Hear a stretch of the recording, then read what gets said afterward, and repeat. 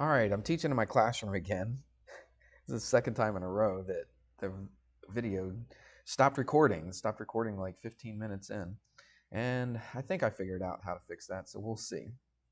All right, so the lesson is graphs of equation in two variables. So the two variables that we're talking about are x and y. If you remember from back in the day, probably Algebra 1, I don't know if they did this in pre-algebra or not, but in Algebra 1 at least, they talked about this equation right here. We're not really going to talk about it in this particular lesson, but I just wanted to remind you of it.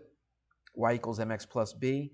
There's your two variables right there. There's your x and there's your y. We're going to see an equation, a couple equations, set up similar to this. And I just wanted to remind you that you've probably seen this before. So what we're going to do is we are going to start with a graph first of all. Actually, no, the graph will be second. So let's do example one. Example one. And the question says, I'm not going to write all this down, but it says determine if the following points are on this graph. So here's the graph that they give you. And you're like, well, that doesn't look like a graph. Well, it represents a graph. It's an equation. So it's an equation of a line, just like this is right here. It's an equation of a line with x and y in it, and it represents a graph. In the next example, we'll show you a little bit more about the graph. So they're going to give you 2 points, and they're going to say, do either one of these points, or do both of them, lie on this line. So this represents a line. So if I drew like a x and a y axis, and then I had a line, I'm not even saying that this is what this line looks like, okay? But here's the line that you graph, and so what they're going to ask you is, they're going to give you a couple points, and they're going to say, do either one of these points lie on the line, or do both of them lie on the line, or none of them, all right? So when I say lie on the line, that point would be right here. So if my point that they give me, I haven't written it down yet, but the point that they give me, does it lie on the line or does it not lie on the line? So that's kind of what we're doing right here. In the first example, they're just starting you off real easy. Let's get rid of that little thing. Okay, and here's the points. We got part A and part B. So part A, they give you the point 2, 3. So they're asking you, does this point 2, 3 lie on this line 2x minus y equals 6? Remember, this represents a line. This is a point. Does this point lie on that line right there? Well, how in the world do you do that? Well, remember, this is in two variables, the x and the y. We talked about this the other day, that the first part of the ordered pair is the x, and the second part of the ordered pair is the y. So the 2 is the x and the 3 is the y. So what we're going to do is take this equation right here, we're going to plug in a 2 for the x, and we're going to plug in the 3 for the y, and we're going to see if these two sides are equal to each other. If the two sides are equal to each other, then this point does lie on this line. If the x and the y make this so that the left side does not equal the right side, then this point does not lie on this line. So let's do it. Basic substitution for x and y. So I'm going to put a 2 first. That's this 2 right here. Then I'm going to multiply it by x. And then I'm going to subtract a y. I'm just going to put that in parentheses too.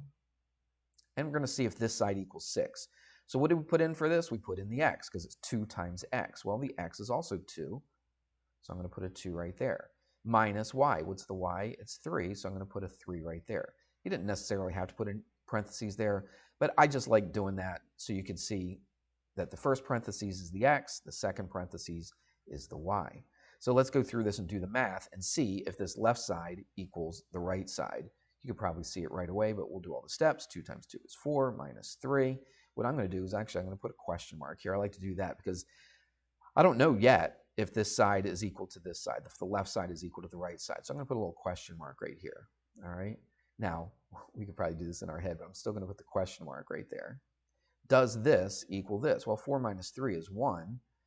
Does 1 equal 6? Well, of course not. 1 does not equal 6. So what does that mean? If the left side does not equal the right side, that means that x and y do not satisfy this equation. Right? That's how mathematicians say it sometimes.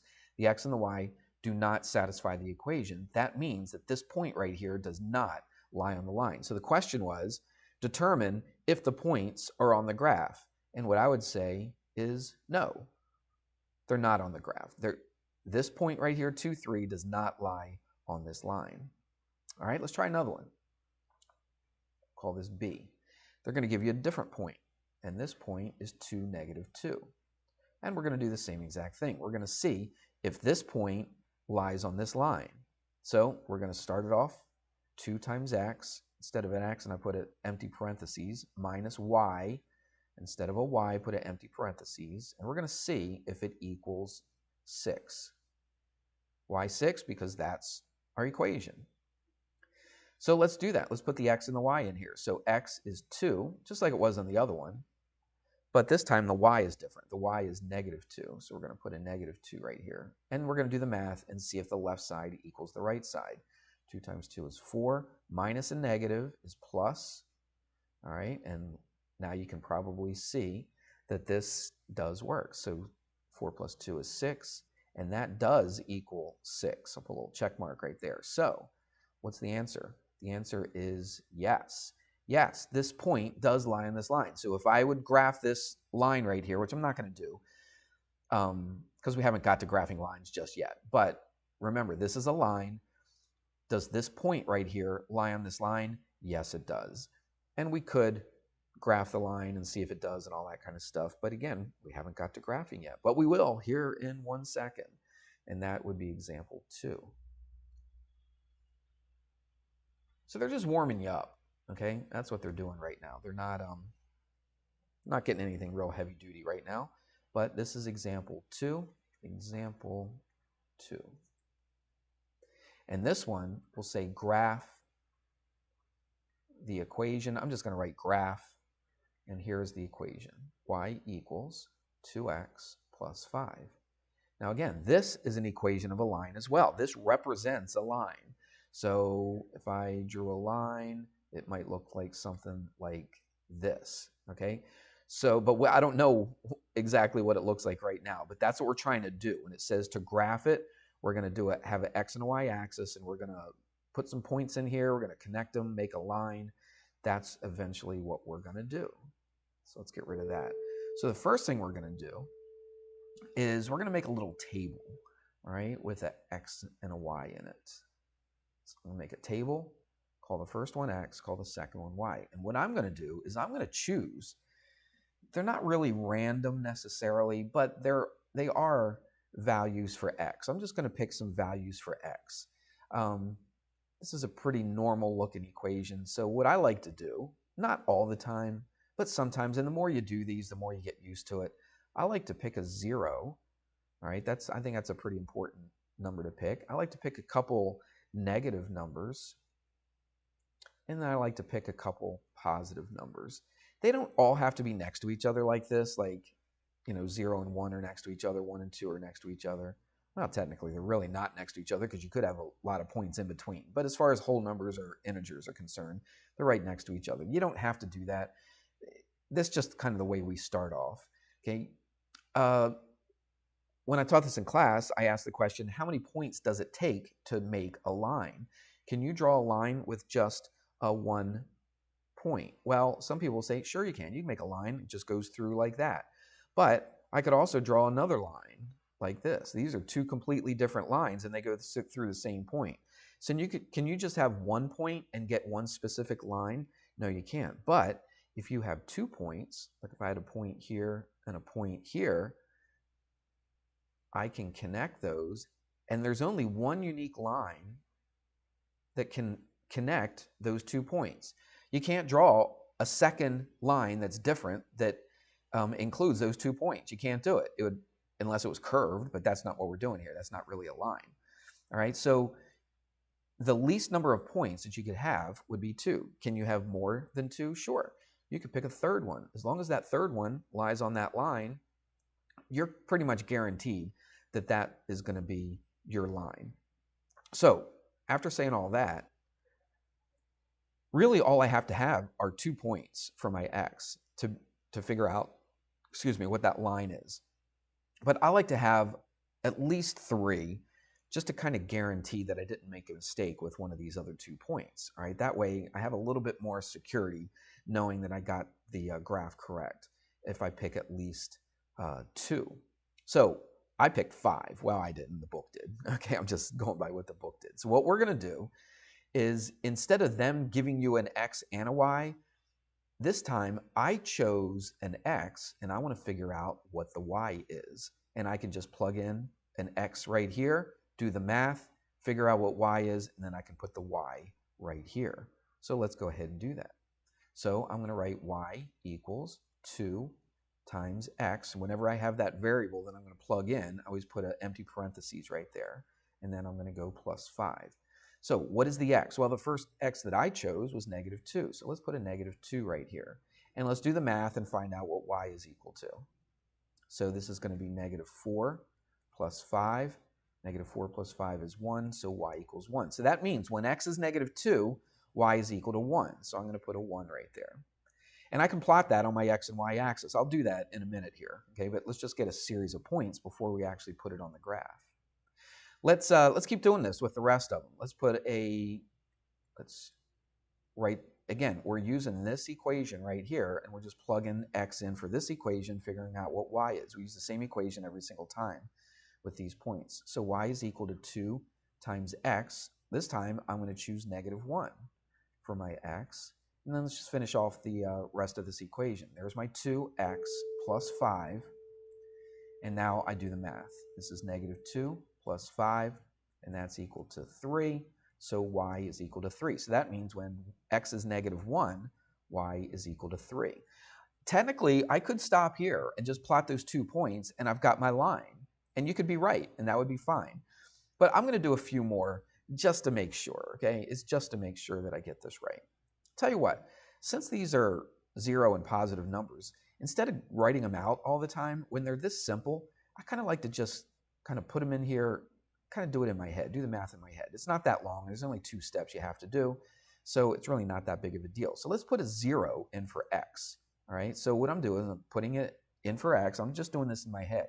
So it's 2 times 0. What's 2 times 0? Well, it's 0. 0 plus 5 is 5. See how easy that is? I basically just did this, but I just did it in my head. All right, let's put a 1 in for this. Let's see if we can do it with the 1. 2 times 1 is 2, plus 5. 2 plus 5 is 7. Let's do the same thing with the 2. 2 times 2 is 4. 4 plus 5 is 9. So I've got a bunch of points here. Remember, these are ordered pairs. Negative 2, 1, negative 1, 3, 0, 5, 1, 7, 2, 9. Those are a bunch of ordered pairs. And what I'm going to do is I'm just going to plot those on a graph. Let's get rid of all this mess. Okay, and I just happen to have a graph right here. Look at that, magic. All right, and now what I'm going to do is I'm going to plot these points. We'll keep it in blue, I guess. Let me go back over and change it to blue. There we go.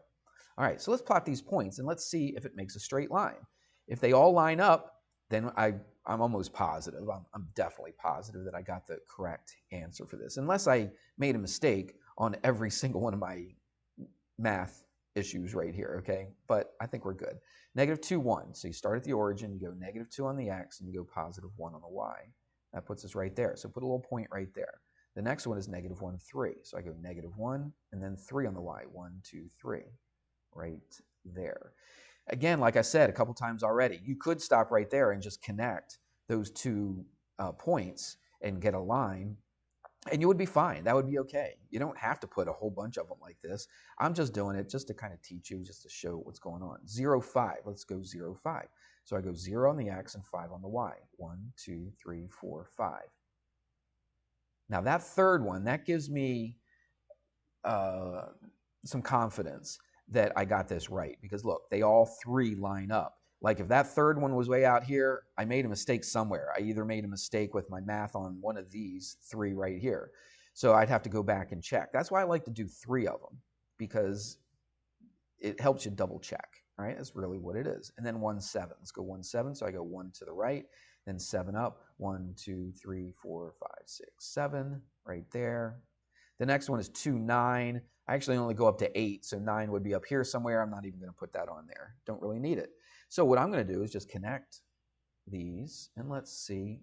Sure enough, look at that. They all connect. It's about right there. And I'm going to extend this one. I don't like to just start and stop at where the points are. I like to extend it a little bit. That's pretty close. All right. Put an arrow on there because it is a line. It keeps on going in both directions, and that's your answer right there. That is your answer. So what you would probably do is not have graph paper with all the grid marks on here. What you would probably do is just this. Let's scooch this down. And what was it? Y equals 2x plus 5, right? And then what you could do on your paper, you don't have to have graph paper. If you want to have graph paper, it's perfectly fine, but you don't have to. You can just draw it like this. Okay, I'm going to put arrows on there because these axes keep on going. This is my x-axis, this is my y-axis, and you remember the numbers 0, 5, so you could go 1, 2, 3, 4, 5 right there. What was another one? What was it? Forget it already. -2, 1. All right, so -2, 1 right there. And then you could just connect them like this and like this. That's good. Put some arrows on the end of your line right there. So that right there, everything's blue. Sorry, I should have made that a different color. But this one right here, that's your answer. So this is kind of what it would look like on your paper. Unless you use graph paper, you could if you wanted to. I just did that just to make it easy to count over and up and all that. All right. And really, again, like I said, all you need are 2. But if you put a third one in there, remember 1, 7, so 6, 7. So if I go over 1, I go up 7, I'd be right there, and it lies on the line. I like to pick at least 3, all right? But you can just pick 2 if you wanted to, all right? All right, let's do one more. This one's a little bit crazier looking. Let's move this up about right there. Let's change colors. Getting tired of that. All right, and we are going to graph this. This is example 3. I'll tell you what, let's do this. Example 3. And it says to graph. So we are going to graph. Now watch this graph. Y equals x squared. That really makes things look a lot different. So let's give it a shot. What I'm going to do, now eventually after we do this, there will be a point where you should just be able to look at this and know exactly what it looks like. And then you can do different things to this as well. You can move it to the left, you can move it to the right, move it up or down. You can do a bunch of stuff with it, but right now I'm just going to graph it the way it is. All right, put a little chart, put my x first, then my y, because x always goes first. And let's put some numbers in. Let's put the same numbers in. Let's put -2, -1, 0, 1, 2. In the book, they put a -3 and a +3. We could do that as well. Just not going to right now. Let's, I guess I should have figured out what my y's were first before I did this, but that's okay. Let's put it in here. So -2, we're going to put it in for the x. So it's y equals, put an empty parentheses, put a -2. And what are we doing to that x? We're squaring it. So what's -2 squared? Well, -2 times -2 is +4. So that's a +4. It's important, especially with the negatives, that you put them in parentheses, especially when you're squaring it. Put a -1 in for it. Let's just do it in our head now, okay? If you put a -1, so -1 squared, -1 times -1 is +1. Put a 0 in for x. 0 squared is 0. Put in a 1. 1 squared is 1. Put in a 2. 2 squared is 4. Check it out. All your y values are positive, and they should be because you're squaring it. Anytime you square a positive or a negative, you're always going to get a positive answer. Okay, so we're going to plot these points right here. Those are our ordered pairs, -2, 4, -1, 1, 0, 0, 1, 1, 2, 4. Let's plot them. -2 right there, +4, 1, 2, 3, 4. So I'm going to put a dot right there. The next one is -1, 1. So I go -1, +1, it's right there. Now, if you just stopped right there on this one, then you would have just drawn a straight line, and that would be incorrect. You would not get it right. So you can't just stop at 2. When you have something squared, you're going to have more than even 3. Okay, I would definitely have like 4, 5, or 6 of them just to kind of get an idea what this graph looks like, because it's going to be a little bit weird, weirder than what you're used to. Let's put the next one in 0, 0. So we've got a point right at the origin. All right, and then we got 1, 1. Look at that. 1, 1 is kind of like a mirror image of that -1. And then what do you think is going to happen here? 2, 4. You're going to go over 2, and you're going to go up 4 right there. That's a mirror image as well. What if we did put the -3 in for that. So negative 3 squared is positive 9. The only reason I didn't do that is because I don't have 9 spots in here, but we can put it in there. So negative 3, 1, 2, 3, and then this was 8. If you go up one more, we'll just eyeball it about right there. And then the other one's going to be the same thing. If you go over 1, 2, 3, you're going to go up to positive 9 right there. So we need to graph this. This is not a straight line. So if I drew a straight line and like try to connect this and this, these points are off and these points aren't even close to it. So you can't just draw a straight line. This is actually going to be a curved line. Now bear with me as I try to draw the curved line. Sometimes I'm not really that great at it, but especially with this pad thing I'm using, that's not too bad. A little squiggly in there. So when I go left is when I really mess it up. Let's see, and yeah, that's not too bad. Better than what I did in class. All right, there it is. It's a curve. All right, this is a curved line. This is not straight from here to here. This is curved. Okay, this is called an exponential, or we call this a parabola. All right, we're gonna be doing a lot more with this stuff, but this is just to get you started with learning what parabolas are and that kind of stuff. Let's do this. I gotta switch over. All right, still recording, that's good. I'm gonna go to this program. Oops. Right there. Okay, I think you can see that. And let's move that around. So what this can do, oops. I'm gonna graph that y equals x squared. So this is the Desmos. I've showed this in class before.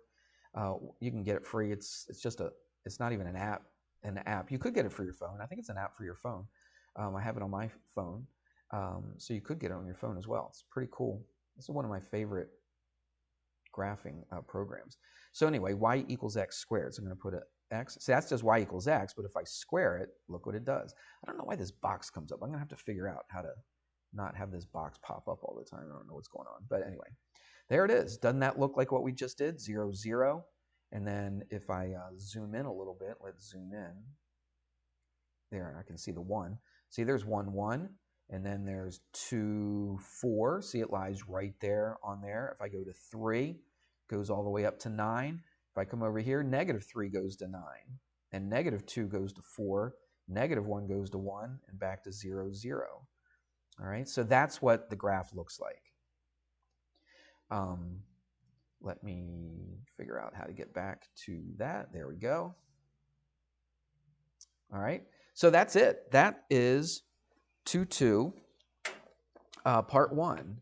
And let's see. Oh, I was looking for the homework, and I did not give any homework on this lesson. So isn't that nice? So there's no homework tonight or this weekend. You got a long weekend. And I have 5 minutes to get to my meeting. I've got a staff meeting right now. So got all this done. I'll put it up on YouTube and we'll be good to go. All right, you guys have a good weekend. See you later.